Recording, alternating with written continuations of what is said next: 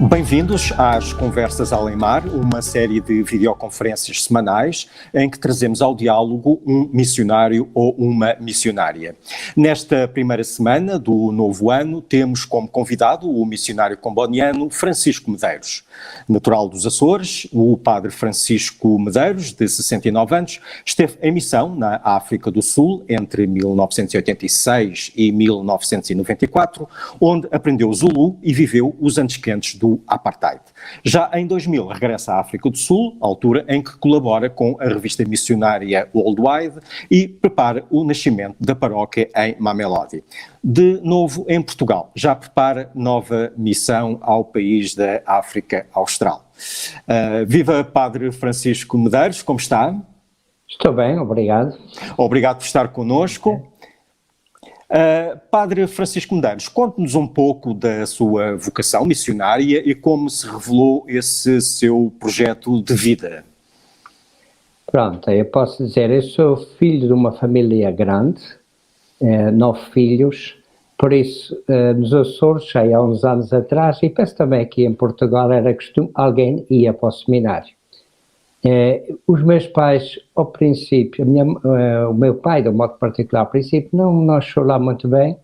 A minha mãe gostava, mas não queria que eu viesse para longe, queria que eu ficasse lá nos Açores. A verdade é que me deixaram, penso que era a minha vocação. Eu, quando estava a estudar no liceu, era membro da Conferência de São Vicente de Paulo, juvenil, e isso fez-me abrir muito os olhos para as necessidades, aqueles que os pobres íamos visitá-los, levar-lhes algumas coisas, pedíamos para os ajudar, e depois isso criou-me assim um espírito de procurar ajudar os outros. Quando apareceu lá um missionário comboniano dos Açores, lá de passagem, visitou o liceu e falou, mostrou-nos um filme, o Padre Damião, que aquilo nos agrada muito, e impressionou-me muito. E aquilo ali surgiu-me assim um tiquezito também que, porque é que eu também não faço isso? Foi assim. Depois contatei os combonianos e eles mandaram-me vir para o continente, aqui, para Portugal, para o Porto, para a Maia, e foi lá que comecei a conhecer melhor os combonianos. Quando este padre esteve lá nos Açores, eu assinei Alemar, eu lembro de Alemar, e Audácia também. É uma revista que, além daquelas histórias, o jovem, eu penso, pelo menos a mim, naquela altura, e os meus irmãos, aquilo motivava-nos, alegrava-nos, saber aquelas histórias das missões, aqueles testemunhos que davam. Pronto, e foi isso que me fez decidir também, e por que não, vou arriscar. Claro que, como eu digo, os meus pais ao para mim hesitaram um bocadinho, porque eu vinha para muito longe, dos Açores para cá. Na mesma altura vinha também um outro irmão meu estudar para Coimbra, engenharia. E então era assim um bocadinho, mas os meus pais nunca me pediram. Os meus pais eram religiosos, a minha mãe de um modo particular, e o meu pai também, cresceu muito, também foi ele também que depois também apoiou muito, e ele era cursilista, até fez o curso de cristandade, e isso fez com que ele também, pronto, se abrisse muito e deixou. Ali na Maia, pronto, só estive um ano, foi uma oportunidade de fazer, digamos, o postulantado, naquela altura, assim, um bocado rápido, porque eu não tinha, assim, outras bases, outras coisas de trás, mas aquela ideia de ir depois fazer verdade, também para ser honesto, íamos para a Espanha, depois podíamos ir para outros sítios, aquilo motivou-me sempre, talvez o gosto da aventura. Pronto, e foi assim, eu posso dizer, meu caminho. Quando eu ia de férias, tive muito apoio do meu pároco, que já faleceu, foi um pároco de 52 anos na paróquia, mas foi com ele que também, durante a altura dele que me ordenei, também me apoiou muito, apoiava muito e puxava-me as orelhas às vezes, quando um seminarista me dizia, o seminarista tem que dar sempre o exemplo, que seja missionário ou não missionário, alguém é um homem que quer subir a igreja tem que ser um bom. Mas eu não é que tenha sentido grandes problemas. Pronto, foi isso que este contato no liceu, com as conferências de São Vicente de Paulo, também a Juventude Escolar Católica, a JEC, também, eram tudo coisas que me ajudaram a crescer na fé, e essa fé depois eu senti que havia também partilhar com outros. Pronto. Surge então a África no seu caminho, exatamente a África do Sul, país onde a história dos combonianos remonta aos anos 20 do século passado. Pode traçar um breve historial dessa presença comboniana na África do Sul e revelar toda a sua atividade missionária no país? Pois, pronto. Eu digo, a escolha da África do Sul também não foi por acaso. Eu, quando estava em Londres, que estudei, fiz a teologia em Londres, falava-se muito da África do Sul, do apartheid, ali há coisas que me intrigavam muito, como é que é possível, não o racismo puro, o apartheid, e aquilo intrigou-me muito. Não é que eu crescesse a mim aquela ideia que ia salvar, transformar a África, mas também aquilo apaixonou-me, porque...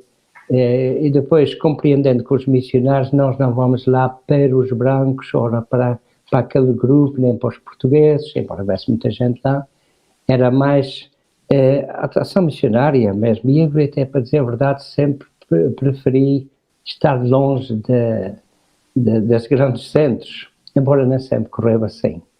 Portanto, quando cheguei lá, fui aprender a língua, estava no mato, posso dizer assim, perto do Kruger Park, não tenho os animais, que é uma coisa que adoro, e comecei lá a aprender. Depois mandaram-me, mesmo que não quisesse, fui iniciar uma missão nova, a Casa Provincial mudou de localização, e eu fui para perto da Pretória.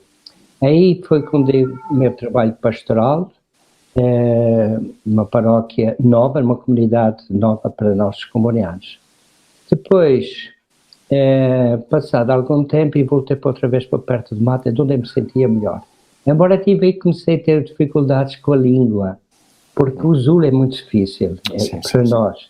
É os cliques, é assim. E depois fui para uma zona onde se falava mais ou menos o Zulu, uma língua ligada ao Zulu, e também o Xangano. Portanto, aí comecei, para mim é uma coisa que me impressiona, ou que me dificultou muito, foi precisamente, às vezes, estamos a trabalhar em zonas com mais de uma língua. E isso é complicado. É complicado, complica-se mais. Eu tentei sempre usar a língua locais, em vez de usar o que muitos diziam, eu uso um tradutor, põe-te ao lado, mas estava o que é celebrar a Eucaristia, ali na homilia, ter alguém que está a traduzir quando... Pronto. Muitas vezes eu tinha que escrever, era por escrito, tinha sempre alguém que me ajudasse a corrigir, e foi assim muito baseado nisso que procurava falar. Em reuniões mais privadas, pronto, podia-se usar mais o inglês, mas também já podia às vezes alguém que interpretasse bem aquilo que eu estava a dizer. Mas pronto, foi isso as línguas.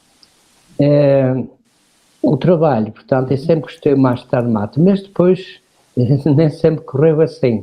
Depois tive que voltar, quando regressei à África do Sul, na segunda vez, fui para perto de Pretória, Mamelodi.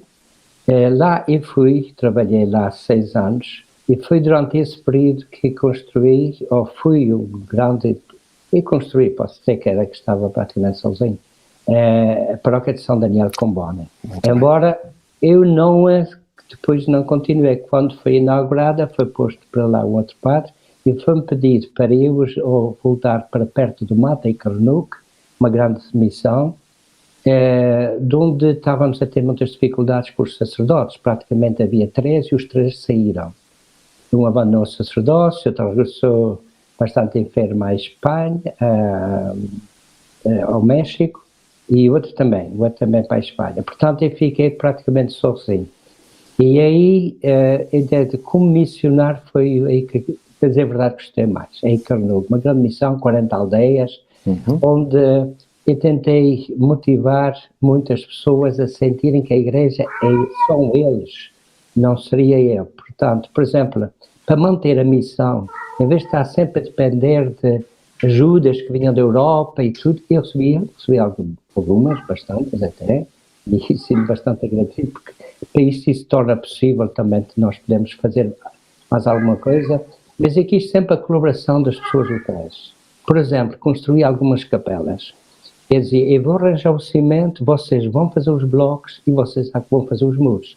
Não era eu, nem ia arranjar trabalhadores para fazer isso. E então consegui 5 capelas, deixei uma ou outra aí também incompleta. Muitas vezes as mulheres faziam os blocos, os tijolos, blocos de cimento, com areia. Muitas vezes não eram lá muito bem feitos, mas faziam isso. Depois os maridos, os homens, que geralmente estavam a trabalhar fora nos fins de semana, eram eles que depois levavam, construíam, faziam as paredes e o teto e assim.